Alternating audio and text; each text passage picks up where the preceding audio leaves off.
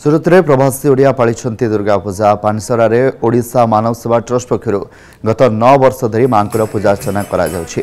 दुर्गा पूजा पालन सहित गुजरात प्रसिद्ध गरबा नाचरे मशगुल हेले प्रवासी।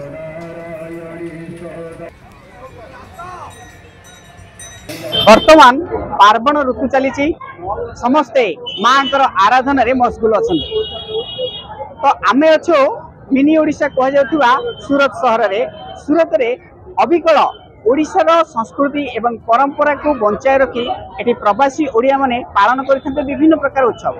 ए उत्सव मध्य नवरात्र रे माँ दुर्गतिनाशिनी दुर्गा नवदुर्गात्मक पूजार एक झलक एटी देखा मिलूँ। गुजराती संस्कृति एवं ओडिया संस्कृति को सम्मिश्रण करी एटी 9 दिन रे नवरात्रि पालन करी भक्त माने एठी गरबार ताले ताले झुमुचंती। आपण देखुथिबे एठी आमे गोटे पांडेसरा रे थिबा एक पूजा मंडप ठारे आमे उपस्थित अछु जेउठी भक्तों द्वारा एठी रंगीन साजसज्जा सहित मांकर मृण्मय प्रतिमा को एठी स्थापन करा जायछि। मांकर आराधना रे मशगुल रहुथिबा प्रवासी ओडिया माने एठी विभिन्न सांस्कृतिक कार्यक्रम सहित आध्यात्मिक कार्यक्रम ये जो 9 दिन रही 9 दिन पूजा करते तो आम सहित अच्छा पूजा मंडपर जे परिचालक पचार जा केते वर्ष है पूजा कमिटी रे पूजा करी आसुचंती कौन कहे कौन कहे। जय जगन्नाथ जय माताजी जय। ओडिशा मानव सेवा द्वारा आयोजित सार्वजनिक दुर्गा पूजा सेवा समिति दुर्गा पूजा महोत्सव दीर्घ 9 वर्ष धरी कैलासन गठरे पालन करा जाउची। प्रथम दिन 19 तारीख आम माँ आगमन करूँ।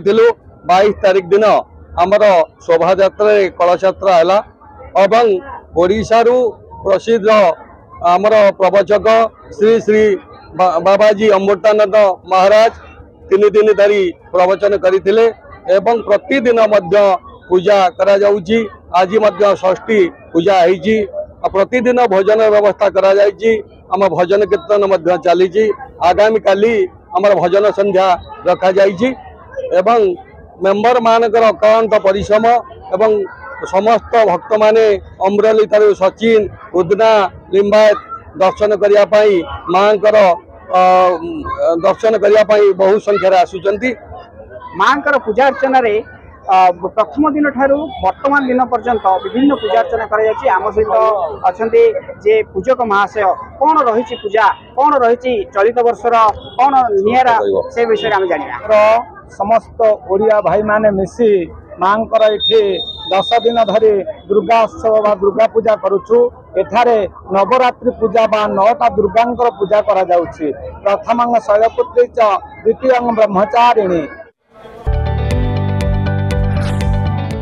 जदि आपंक आम भिडी भल लगा तेब आम चैनल को लाइक शेयर और सब्सक्राइब करने को जमा भी भूलु नहीं।